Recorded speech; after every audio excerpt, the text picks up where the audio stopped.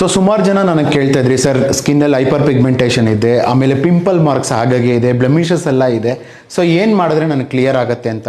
So ಇವಾಗ ಯೋಚನೆ ಮಾಡಿ, ನಾವೇನೇನೋ ಲೈಕ್ ಕ್ರೀಮ್ಸು, ಮಾಯ್ಶ್ಚರೈಸರು, ಸಿರಮ್ಮು, ಟೋನರು ಎಲ್ಲ ಯೂಸ್ ಮಾಡ್ತೀವಿ. ಸೊ ಸಪೋಸ್ ಇವಾಗ ಇವ್ರ ಸ್ಕಿನ್ನಲ್ಲಿ ನಾನು ಏನು ಯೂಸ್ ಮಾಡಲ್ಲ, ಇವಾಗ ಇದನ್ನೇ ಸ್ಕಿನ್ ಅಂತ ಅಂದ್ಕೊಳ್ಳೋಣ. ಸೊ ಸ್ಕಿನ್ ಮೇಲೆ ಇವಾಗ ನಾನು ಆಲ್ರೆಡಿ ಒಂದು ಪ್ರಾಡಕ್ಟ್ನ ತೊಗೊಂಡು ಕ್ಲೀನ್ ಮಾಡ್ಕೊಳ್ತೀನಿ. ಇವಾಗ ಸ್ಕಿನ್ನನ್ನೇ ಕ್ಲೀನ್ ಮಾಡ್ತೀನಿ ಅಂತ ಅಂದ್ಕೊಳ್ಳಿ. ಸೊ ಕ್ಲೀನ್ ಮಾಡಿದೆ, ಇದಾದಮೇಲೆ ಇದ್ರ ಮೇಲೆ ಒಂದು ಟೋನರ್ ಹಾಕ್ಕೊತೀನಿ. ಸೊ ಇದಾದಮೇಲೆ ಒಂದು ಮಾಯ್ಶ್ಚರ್ ಕೂಡ ಅಪ್ಲೈ ಮಾಡ್ತೀನಿ. ಸೊ ಕ್ಲೀನ್ ಆಯಿತಾ? ಯಾಕೆ ಕ್ಲೀನ್ ಆಗಿಲ್ಲ ಅಂತ ಯಾವತ್ತಾದರೂ ಯೋಚನೆ ಮಾಡಿದ್ದೀರಾ? ನೋಡಿ, ನಾವು ಮೇಲಿಂದ ಏನೇ ಕ್ಲೀನ್ ಮಾಡಿದ್ರೂ ಕೂಡ ಇಷ್ಟು ಡರ್ಟ್ ಇದೆ ನಮ್ಮ ಸ್ಕಿನ್ ಮೇಲೆ, ಲೈಕ್ ಲೇಯರ್ ಬೈ ಲೇಯರು ಹೊರಗಡೆ ಇರೋವಂಥ ಡರ್ಟ್ನ ನೀವು ನೋಡ್ಬೋದು. ಇಷ್ಟು ಡರ್ಟ್ ಇದೆ ನಮ್ಮ ಸ್ಕಿನ್ನಲ್ಲಿ. ನಮ್ಮ ಸ್ಕಿನ್ನಲ್ಲಿ 3 ಲೇಯರ್ ಇರುತ್ತೆ, ಲೈಕ್ ಎಪಿಡರ್ಮಿಸು, ಡರ್ಮಿಸು, ಹೈಪೋಡರ್ಮಿಸ್ ಅಂತ.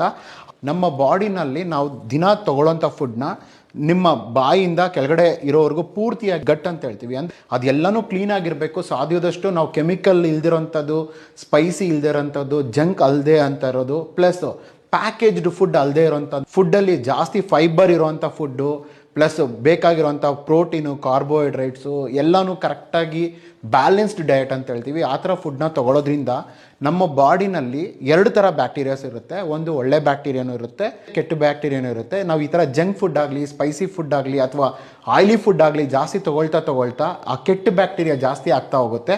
ಅವಾಗ ಆಟೋಮೆಟಿಕ್ಕಾಗಿ ನಿಮ್ಮ ಫೇಸ್ನಲ್ಲಿ ಪಿಂಪಲ್ಸ್ ಆಗಲಿ ಅಥವಾ ಎಲ್ಲ ಥರ ಪ್ರಾಬ್ಲಮ್ ಬರೋದು ಆ ಬ್ಯಾಕ್ಟೀರಿಯಾಸ್ ಬೆಳೆದವಾಗಲೇ. ಯಾಕೆ ಹೇಳಿದ್ರೆ ನಾವು ತೊಗೊಳ್ಳೋಂಥ ಫುಡ್ಡು ಪ್ರಾಪರಾಗಿ ಡೈಜೆಷನ್ ಆಗದೆ ನಮ್ಮ ಹೊಟ್ಟೆ ಕಟ್ಟುತ್ತೆ. ಹೊಟ್ಟೆ ಕಟ್ಟಿದವಾಗ ಅಲ್ಲಿರುವಂಥ ಕೆಲವು ಕಿಣ್ವಗಳು ಅಥವಾ ಎನ್ಸೈಮ್ಸ್ ಅಂತ ಹೇಳ್ತೀವಿ, ಅದೇನು ಮಾಡುತ್ತೆ, ನಮ್ಮ ಬಾಡಿಗೆ ಬೇಕಾಗಿರೋಂಥ ಬ್ಲಡ್ ಸಪ್ಲೈ ಜೊತೆಗೆ ಈ ಕೆಟ್ಟ ಬ್ಯಾಕ್ಟೀರಿಯಾಯಿಂದ ಬರೋವಂಥ ಇದನ್ನೆಲ್ಲ ಕೂಡ ಸೇರಿಸಿ ನಮ್ಮ ಬ್ಲಡ್ ಮೂಲಕ ಅದನ್ನು ಕಳಿಸುತ್ತೆ.